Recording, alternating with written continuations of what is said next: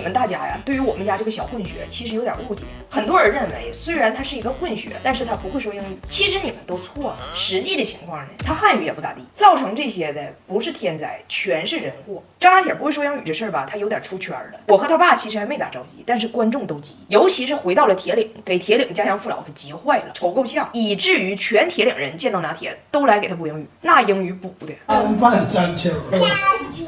拿铁真舒服了啊！Happy New Year，Happy New Year。他能不会说英语吗？真不会说英语。你不会说英语啊，宝宝？这叫个儿，无汤不瑞他。波特曼人，这个毛毯叫 pig， 知道不，宝宝？这有屁儿，有屁儿。啊，这个宝啊，记住这叫框框。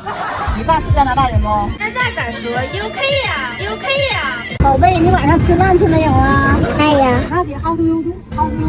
家人们，谁懂啊？在铁岭人的帮助下呀，张大姐的英语呢比馅儿都碎，比馅儿都碎。那么咱再说她的汉语是怎么沦陷的呢？拿铁的奶奶温迪啊，在加拿大也听说张大姐不说英语这事儿了。那温迪马上8月份就要带着拿铁的2个姑姑来中国了。那奶奶肯定想让孙子跟她说话，跟她近乎啊。但是一看她这大孙子，这坚决不说英语，咋整呢？老太太就在加拿大开始猛练汉语，天天用汉语跟拿铁视频唠嗑。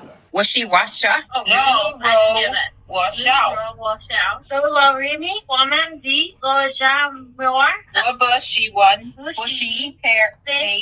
他在吃啥？在吃啥？发现说汉语他孙子也不接茬，于是叫来了拿铁的姑姑玛丽莎，一起练了一首网络神曲，唱给张拿铁听。宝贝，Jackie 妈，1、2，想挖对了吗？宝贝，Jackie 妈，为啥没睡哇？没睡哇？张拿铁不禁仰天长问呢，这什么声音？所以现在张拿铁呢，英语是铁岭人补的，汉语是加拿大人补的，在双语教学上可以说是方方面面各个维度，凭借着铁家两地人的主观能动性，把所有的不利因素充分发挥到了极致。你看张拿铁汉英双语这个问题，本来是瘸腿，但是人定胜天，硬给治成了瘫痪。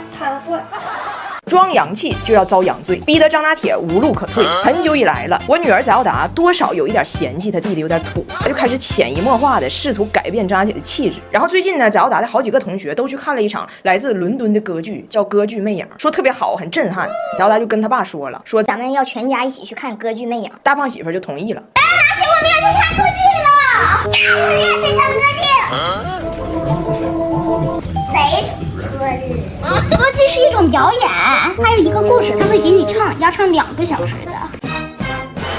演员都是从英国来的，唱的都是英文，1000多一张票呢啊！真1000多，老贵了。哇塞，1000多能买奔驰了吧？咱花1000多天，加拿大人唱2小时啊！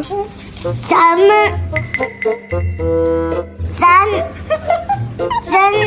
是不是有病啊？咱们为了让张拿铁知道什么叫歌剧，翟奥达在家给他放了一段世界经典歌剧《卡门》。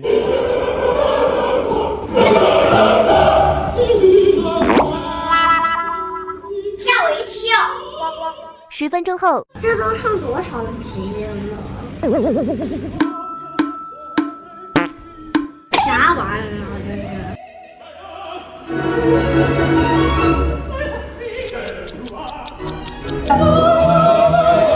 听歌剧的时候不能混。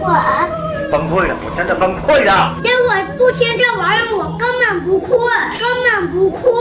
看了卡门之后，张铁意识到自己对歌剧的感情就是纯恨，但他还不敢跟他姐说，所以他就去找他爸了，跟他爸说：“爸，你千万别给我买票，到时候你就说你忘买了，这样我就去不成了，行不，爸？我求你了。”他爸答应他了。到听歌剧那天，我跟大胖媳妇说，这么重要的场合，要不咱穿件大牌上。他说那地方哪有大排档？我说不是大排档，是用大排档的钱买几件大牌衣服穿上。碰上唯品会搞超级大牌日，很多3折就能拿下。试了不合适还能顺丰上门面对面换。要出发了，大胖媳妇觉得自己老会演了，装出一副忘记买票追悔莫及的样子。I forgot to buy your ticket. 张拿铁也很会演，演出了一种很遗憾的感觉。不遗憾呢，人我本来可是很想去的。爷俩以为这戏就演完了，没想到翟奥达是全世界最轴的女子，她认为这样对张拿铁非常不公平，掏出手机自己查，发现还有票，勒令他爸现在赶紧给张拿铁买票，把如此难得沐浴高雅艺术的机会还给张拿铁。拿铁，你可以去的啊，没事，爸爸没有买我票，没事，别害怕，没事，我别害羞，没事，我爸爸没有想去，没事，爸爸没有来，不要害怕，没事，爸爸没有买我票，我不去，我没有，爸爸没有买我票。最后张家铁还是拗不过他姐，翟耀达逼着他爸现场买票，最后还是都去听歌剧了。果不其然，马上就睡着了。从歌剧院回家都是扛回来的。现在我们回家了，跟大家直播一下情况。是不出所料，张家铁在第6分钟左右就开始睡觉。你们没睡吗？光我睡的吗？你也睡着了？根本没睡着，你睡最香。你刚才要是没睡着，你能不录抖音吗？你呀。哎，结婚10年了，我终于带我的家人们来到了他们梦寐以求的圣地，他们心中的耶路撒冷，中国义乌。This is crazy。没有想到这次在义乌，我们解开了一个家族恩怨的谜团。更没有想到温蒂在义乌损失惨重。温蒂跟我说想去义乌已经很多年了，落地义乌直奔小商品批发市场，买了25个拉布布，23个对眼。但是温蒂不在乎，他相信拉布布也是对事儿不对人。张家铁带着奶奶送的拉布布去幼儿园，回来孩子都多心了。咋跟人家那不一样？你这歌怎么感觉不愧是玲玲？不愧是玲玲。不光是拉布布，看啥玩意儿都兴奋。但是很快，温蒂遭遇了一个晴天霹雳，就是他在义乌发现了一个碗，这个碗很熟悉。当初温蒂第一次来中国，在加拿大走遍了各个商场，给我妈精心挑选了一个礼物。那个碗和这个碗长得几乎一模一样，甚至还没有这个大。温蒂当时在加拿大花了100刀背到了中国，而在义乌这个碗的故乡，他28批发进屋再谈。温蒂崩了，那一瞬间他明白了，我妈为啥第一次见温蒂收温蒂礼物的时候就不开心。温蒂和我妈多年的恩怨在这一瞬间都明了。温蒂还跟我说，我对不起你的母亲，如果当初她第一次来加拿大见我，送我的见面礼4刀了，我不会做到你母亲那么体面，我会骂她的。说实话，我说我妈也骂了。说实话，我就是没给你翻译，观众都知道。生面佛面孩子面，我就不给你弄。但是温蒂就是温蒂，愧疚的情绪在心中存在了10分钟，马上就琢磨别的了。他说这个碗在义乌28块钱这个事儿，天知地知你知我知，加拿大人可不知。我多买点碗回去我也卖，就在我上当的礼品店旁边，他卖100我卖80，什么叫贸易战？温蒂当天买了很多碗，都是当时在加拿大看到过的比较贵的那种款式，小心翼翼的背着。除了义乌批发市场的时候下瓢泼大雨，非得让我给酒店打电话说这个外宾身上有文物，不能让雨浇到一丁点儿。义乌的酒店也表示了对文物的重视。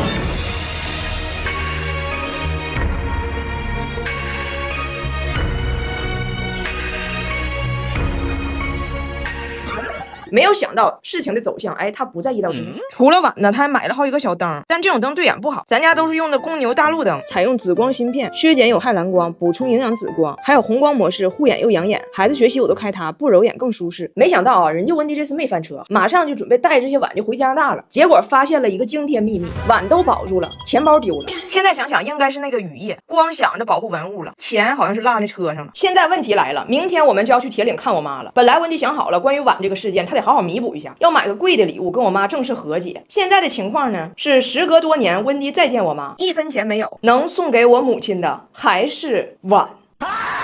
净扯那个里个人，净扯那个里个人。